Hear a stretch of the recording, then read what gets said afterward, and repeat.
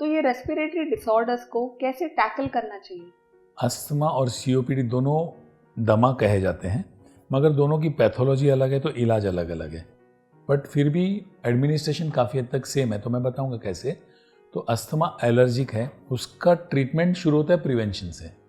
Okay. तो कैसे समझो, अगर आपको अगरबत्ती के धुएं की एलर्जी है तो पहला आपका काम है अगरबत्ती को दूर करो। जिसको डस्ट की एलर्जी है उसको डस्ट से दूर रहना चाहिए। अगर उसका पेशा ही डस्ट में है तो मास्क पहनो। किसी किसी को कलर पेंट की एलर्जी है तो उसको कलर पेंट से बचने के लिए मास्क पहनना है।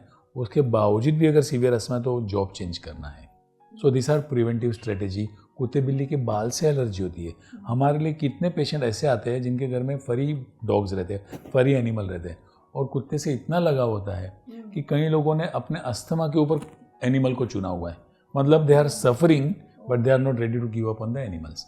तो ये सब चीज़ों को प्रिवेंशन में गिना जा सकता है। वैक्यूम क्लीनर यूज़ करना, स्ट्रॉन्ग परफ्यूम अवॉइड करना। वेस्टर्न कंट्रीज़ में पोलन का एलर्जी ज़्यादा है, हमारे वहाँ पोल्यूटेंट का एलर्जी ज़्यादा है।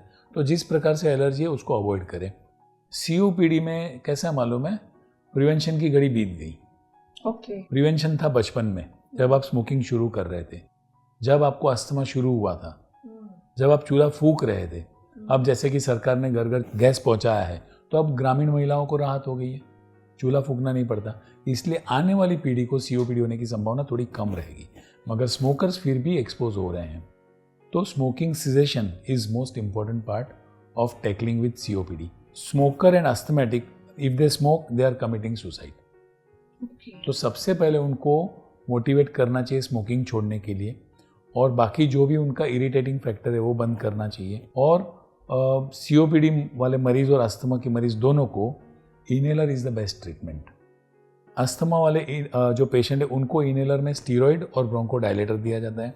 सीओपीडी वाले मरीज को ब्रोंकोडायलेटर मेन होता है, बट फिर भी स्टीरॉयड्स भी देते हैं। अभी स्टीरॉयड का नाम सुनते ही पेशेंट थोड़े से डरते हैं। ये स्टीरॉयड भी इंसुलिन जितना ही बदनाम है, जैसे इंसुलिन डायबिटीज़ में वैसा स्टीरॉयड अस्थमा में। लेकिन कैसा है कि स्टीरॉयड को मैं पेशेंट को समझाता हूँ कि AK-47 है। अगर आर्मी के हाथ में तो आपकी रक्षा के लिए है, अगर टेररिस्ट के हाथ में तो तकलीफ के लिए। तो अगर कोई क्वैक यूज़ कर रहा है तो आपको डरना है, मगर अगर कोई क्वालिफाइड डॉक्टर दे रहा है तो आपको डरना नहीं है, क्योंकि हम लोग इवेल्यूएट करते हैं कि हार्म ज़्यादा है या बेनिफिट ज़्यादा है। बराबर। तो उस हिसाब से हमको उनको समझाते हैं। फिर दूसरा, ये जो दवाइयाँ इनहेल करते हैं उसमें स्टीरॉयड होते हैं, तो उसमें भी पेशेंट डरते हैं। तो हम उनको समझाते हैं कि जो आप गोली लेते हैं उससे एक में 200 हिस्से से भी कम स्टीरॉयड जा रहा है, 1/200 पार्ट। तो आपको क्या तकलीफ है, वो भी जा रहा है, वो इनहेल है, वो लंग्स में जा रहा है, ब्लड में नहीं जा रहा है। तो ये सब पेशेंट को समझा के इनहेलर की टेक्निक सिखाते हैं। इनहेलर की टेक्निक सिखाना बहुत ज़रूरी है। आप मानेंगे नहीं, कई डॉक्टर्स इनहेलर प्रिस्क्राइब करते हैं मगर सिखाने के लिए उनके पास शायद समय नहीं रहता। तो पेशेंट बोलते हैं मैं इनहेलर ले रहा हूँ मगर फ़ायदा नहीं हो रहा है। कैसे लेते हैं, दबाया मगर खींचा नहीं, गले में बैठ गया, आगे जाके गले की बीमारी आती है स्टीरॉयड बैठने से। तो पेशेंट को सिखाना बहुत ज़रूरी। दूसरा, जिसको एलर्जी है, छींके आती है, उनको नाक का स्प्रे सिखाना पड़ता है। कभी कभी एसिडिटी जो होती है वो भी अस्थमा बन के दिखती है, उसको गैस्ट्रोएसोफेजियल रिफ्लक्स डिजीज बोलते हैं। आज ही सुबह मेरे पास एक पेशेंट आया, बोलता मुझे रात को दम लगा, मैं सुबह उठ के बैठ गई। हिस्ट्री लेने में पता चला कि रात को बहुत सारा खाया पिया था, उनको एसिडिटी की बीमारी, और पेशेंट को हाइएटस हर्निया भी है। तो ऐसे मरीजों को एसिडिटी की वजह से दम लगता है, उसको भी लोग अस्थमा समझते हैं। उनको सिंपल एंटासिड दिया, लाइफस्टाइल चेंज किया, पेशेंट ठीक। तो ये सब चीज़ों को बारीकी से समझने से हम पेशेंट को बहुत मदद कर सकते हैं।